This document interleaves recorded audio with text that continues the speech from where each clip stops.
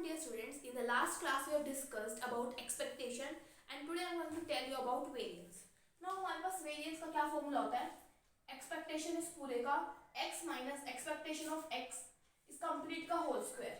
Now here x is any random variable. और मैंने आपको यूनिट नंबर 2 में एक्सपेक्टेशन का एक और फॉर्मूला बताया था फॉर डिस्क्रीट रैंडम वेरिएबल. क्या?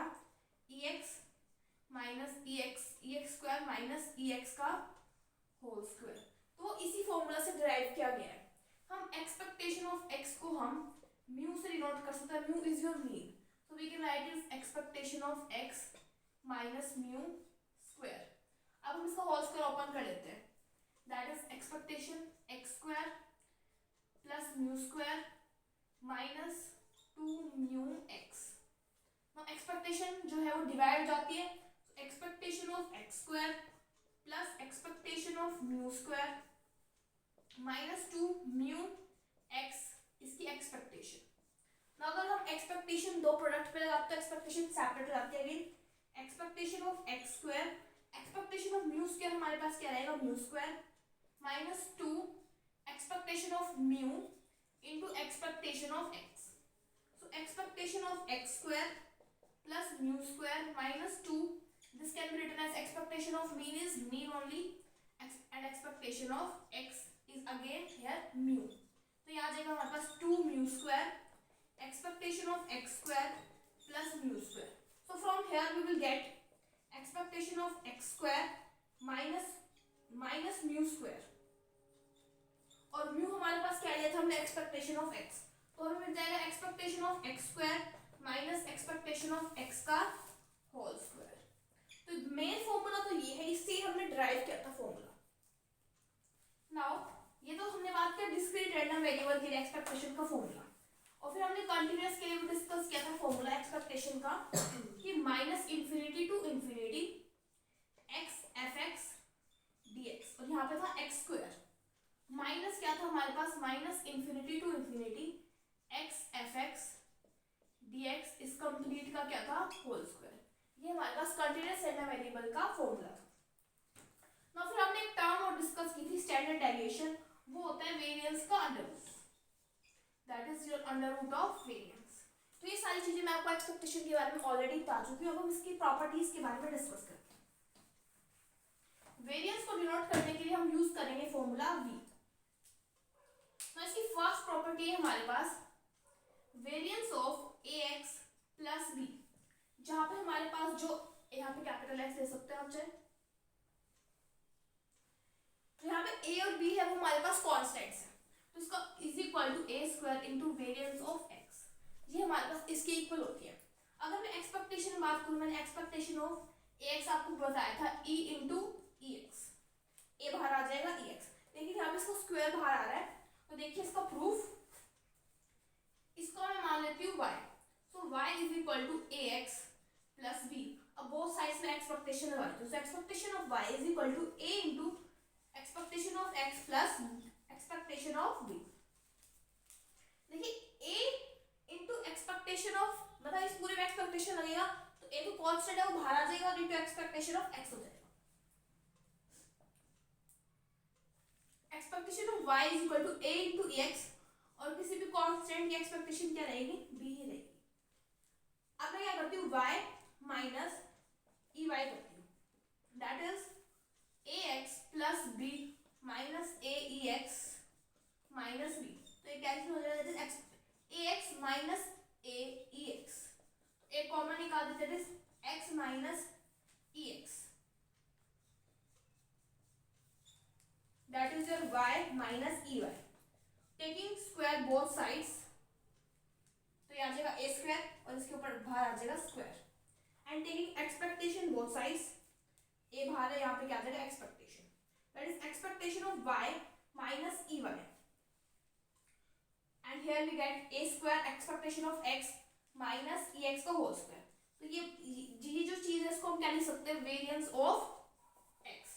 तो this is your variance of x. And here this is ey minus ey का square. This is variance of y. तो y हमारे पास क्या है? ax plus b. तो variance of ax equal to a square into variance of x. तो हमारे पास ये फॉर्मूला डिराइव हो जाता है। एक बार दोबारा देखिए मैंने क्या किया, y इसको लेट कर लिया y, फिर मैंने एक्सपेक्टेशन लगा ली बोथ साइड्स। एक्सपेक्टेशन लगाने के बाद मैंने y माइनस ई वाई कैलकुलेट किया, जो मेरे पास आया a x minus a e x. फिर मैंने इसका होल स्क्वायर किया बोथ साइड, दोनों तरफ क्या लगा दी, एक्सपेक्टेशन लगा दी। तो यहाँ पे क्या आ जाएगा, expectation of y minus E Y का whole square, this is variance of y, और यहाँ पे आ जाएगा वेरिएंस ऑफ x। फिर वेरिएंस ऑफ y मुझे पता है ax plus b is equal to a square variance of x। तो हमारे पास ये आ जाता है सॉल्व करके। अब देखिए यहाँ पे हम कॉलरी देखते हैं। कॉलरी में क्या है हमारे पास, अगर मैं इस इक्वेशन में b को 0 पुट कर देती हूँ तो मेरे पास आ जाएगा variance of ax is equal to a square into variance of x। अगर मैं a को 0 पुट कर देती हूँ that is variance of b, a को 0 पुट कर देती हूँ दैट इज 0 इनटू समथिंग, तो मतलब variance of any constant quantity is 0। अगर मैं a को 1 पुट कर देती हूँ that is variance of x plus b that is equal to a की जगह 1 into variance of x, that is your variance of x. So this was the first property of variance. Now let us discuss the second property. Now before discussing next property, उसमें हमारे covariance का use होएगा. Let us discuss what is covariance. If x and y are two random variables, then covariance of x and y is defined as x minus expectation of x into y minus expectation of y and इस complete का expectation. तो ये हमारे पास होता है covariance. इसको हम फर्दर सिंप्लीफाई कर सकते हैं, क्या अंदर प्रोडक्ट कर लेते हैं, x Y minus expectation of x into y minus x expectation of Y minus expectation of x into expectation of Y.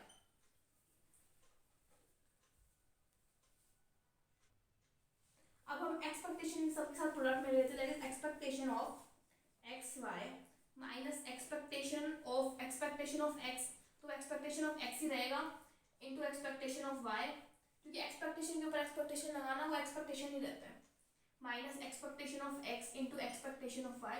Again इस पे एक्सपेक्टेशन लगाने का कोई बेनिफिट नहीं है, that is expectation of x into expectation of Y. यहाँ पे plus आएगा क्योंकि माइनस माइनस प्लस,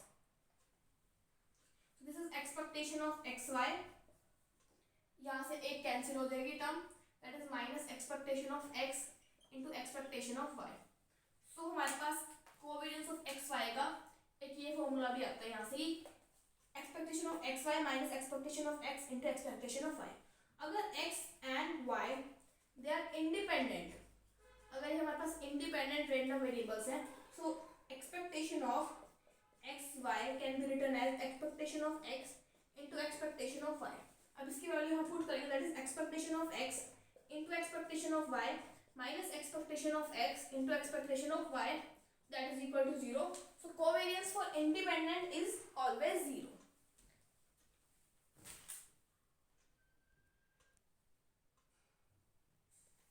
नाउ हमारे पास हमें कैलकुलेट करना है कोवेरिएंस ऑफ ax, by, और कोवेरिएंस का फॉर्मूला ये मैंने साइड में लिख लिया है। अब हम क्या करेंगे, कोवेरिएंस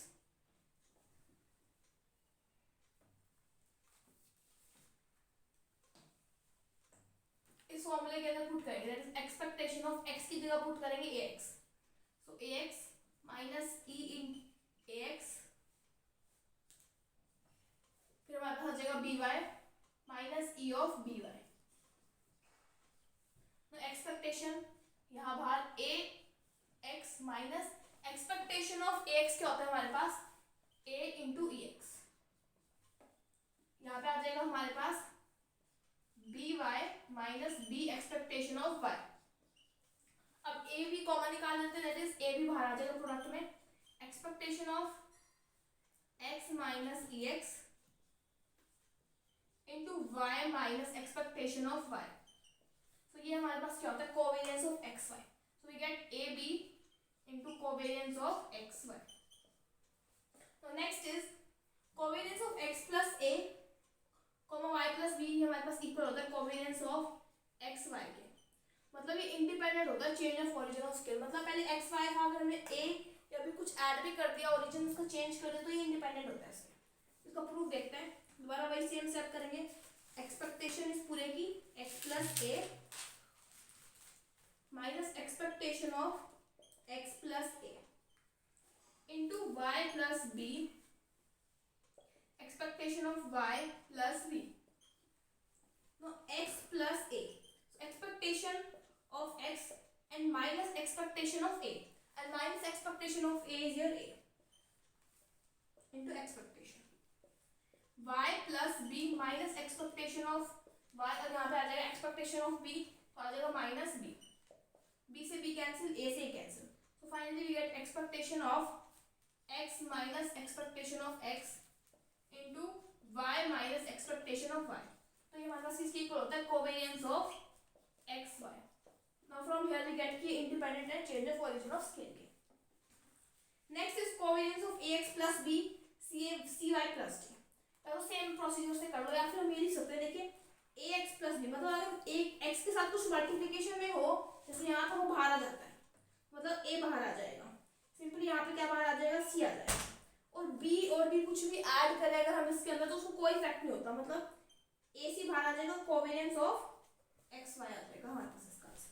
नेक्स्ट है covariance of x plus y z. ये हमारे पास इक्वल होगा कोवेरियंस ऑफ x z एक इसके साथ, और फिर आ जाएगा covariance of y z. Now covariance of ax plus by cx plus dy, ये किसके इक्वल होगा? इसका प्रूफ देखते हैं. तो कोवेरियंस इसका इस दोनों के साथ मल्टीप्लाई होगा, ये वाला इन दोनों के साथ मल्टीप्लाई होगा. जैसे हमने covariance of x plus y z देखा था, x z के साथ था, y z के साथ. तो similarly ax cx plus covariance of by cx plus covariance of ax dy plus covariance of by dy. तो यहाँ से ac बाहर आ जाएगा, that is covariance of x square. यहाँ पे कोई भी कांस्टेंट आता तो बाहर आता है, जैसे हमने देखा था कोवेरियंस ऑफ ax, by, तो a भी बाहर आ गया था. सिमिलरली यहाँ पे ac बाहर आ जाएगा plus bc covariance of xy plus ad covariance of xy plus bd covariance of y square. Now covariance of x square and covariance of y square हमारे पास होता है sigma x square, standard deviation का square. ac plus bc plus ad covariance of xy, और ये हमारे पास आ जाएगा bd plus standard deviation of y का होल स्क्वायर. तो हमारे पास इसका फाइनल रिजल्ट ये आएगा. अब देखते हैं covariance of x minus x bar by sigma x and y minus y by sigma y, मतलब standard deviation x and standard deviation of y. अब हमने पीछे क्या था कि covariance of ax plus by, हमारे जो कांस्टेंट्स थे वो बाहर आ जाते हैं, तो 1 by sigma x को भी कांस्टेंट मानो तो ये भी बाहर आ जाएगा. ax प्लस by का देखा था हमने, फिर आ जाएगा 1 upon standard deviation of x standard deviation of y. जैसे यहाँ पे ay बाहर आ गया था और कोवेरियंस ऑफ xy आ गया था, इसका answer. Similarly sigma x y बाहर आ जाएगा और अंदर बचेगा covariance of x minus x bar y minus y. अब हमने देखा था कि change of origin of scale पे कोवेरियंस का कोई इफेक्ट नहीं होता. जैसे हम देखा था covariance of x plus a y plus b, हमारे पास कोवेरियंस ऑफ x y के ही इक्वल आ रहा था, तो कोई इफेक्ट नहीं है. तो अगर कुछ माइनस करेंगे तो भी कोई इफेक्ट नहीं होगा, तो ये हमारे पास आ जाएगा 1 upon standard deviation of x standard deviation of y covariance of x y. तो इसका रिजल्ट हमारे पास ये आता है. Now let us discuss variance of the linear combination of two variables. तो हमें प्रूव करना है कि variance of summation I running from 1 to n ai xi is equal to I running from 1 to n ai square variance of xi plus 2 double summation of ai aj and covariance of xi xj. now हम क्या कर लेते हैं, late कर लेते हैं ये जो अंदर वाला पार्ट है इसको u is equal to a1 x1 plus a2 x2 up to an xn. now taking expectation both side, a1 expectation of x1 क्योंकि कांस्टेंट जो है वो बाहर जाता है, plus a2 expectation of x2 an expectation of xn. अब हम क्या करते हैं u माइनस au का whole square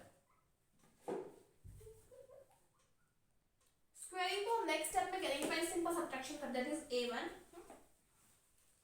x1 minus ex1 plus a2 x2 minus ex2 a3 x3 minus ex3 plus an xn minus exn।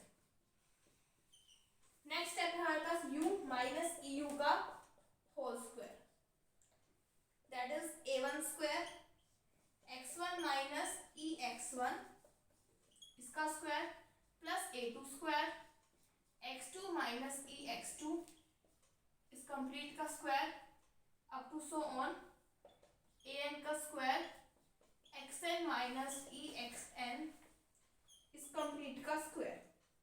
Now taking expectation both sides, expectation, expectation, expectation and expectation.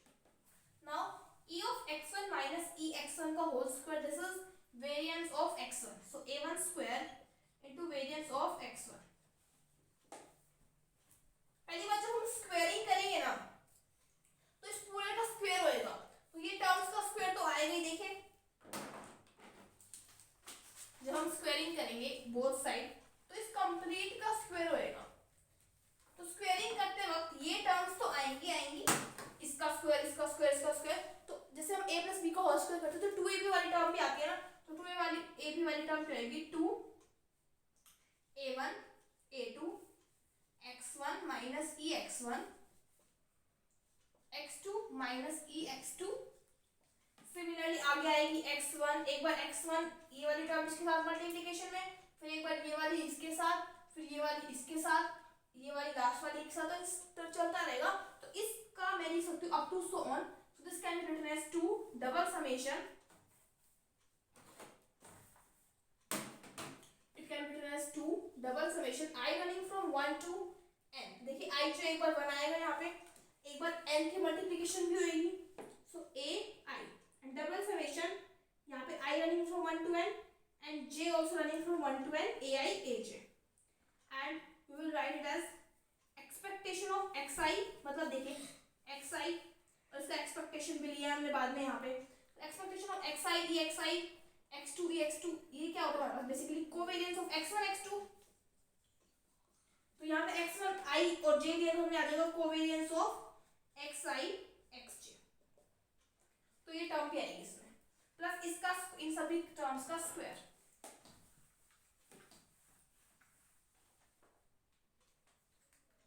तो यहाँ पे हम इस इन वाली terms को लिख सकते हैं a1 square variance of x1 square, इस देखिए इसको स्क्वायर को लिखेंगे डायरेक्ट हम variance of x, plus a2 square variance of x2 up to so on, और फिर हमारे पास ये टर्म है 2 double summation i running from 1 to n summation j running from 1 to n ai aj into covariance of xi xj। Now this can be written as summation i running from 1 to n ai square into variance of xi। तो हमने इसको proof कर दिया इसके equal, this is your linear combination for the random variable. First remark है हमारे इसके अंदर कि ai अगर 1 है, यहाँ पे अगर 1 है तो variance of i running from 1 to n xi, ai की जगह 1 पुट कीजिए that is minus i running from 1 to n variance of xi। मतलब हम इसको डायरेक्ट ऐसे लिख सकते हैं कि variance of xi i running from 1 to n, so x1 x2 up to xn, that is variance of x1, क्योंकि देखिए एक बार i running from 1 to n ये तो 1 हो जाएगा, तो एक बार आएगा x1, फिर एक बार आएगा x2, फिर यहाँ पे आ जाएगा 2 इंटू ये तो 1 ही है, that is covariance of i running from 1 to n and j running from 1 to n, covariance of xi xj। तो नेक्स्ट हमारे पास है कि x1 x2 up to xn अगर ये इंडिपेंडेंट है पेयर वाइज, तो अगर इंडिपेंडेंट हो, मैंने आपको अभी बताया था कि कोवेरिएंस ऑफ xy क्या होता है हमारे पास 0, तो बस ये टर्म जो है वो 0 हो जाएगी। So we can write variance of summation i running from 1 to n ai xi is equal to summation i running from 1 to n ai square variance of xi। Means a1 square vx1 a2 square vx2। Next is अगर a1 1 है a2 भी हमारे पास 1 है और बाकी सभी terms 0 है। देखिए ये हमारे पास जा रहे हैं 2 तक। So variance of summation i running from 1 to 2, ये ai 1 है xi, that is equal to summation i running from 1 to 2, ai की जगह हम 1 पुट करेंगे, वेरिएंस ऑफ xi प्लस 2, इसकी जगह 1 पुट करेंगे, i running from 1 to 2 and j also running from 1 to 2, covariance of xi xj। तो ये हमारे पास आ जाएगा variance of x1 plus variance of x2 plus 2 into covariance of x1 x2। Next हमारे पास एक अगर a1 जो है 1 है और a2 जो है माइनस है, बाकी सभी टर्म 0, तो यहाँ पे आ जाएगा हमारे पास माइनस आ जाएगा -2 कोवेरियंस ऑफ x1। बस हमारे पास ये दो आइडेंटिटी जिसमें कह सकते हैं कि x1 प्लस x2 और x1 minus x2। So by this your variance and covariance topic is completed. Let's meet in the next video with some another topic.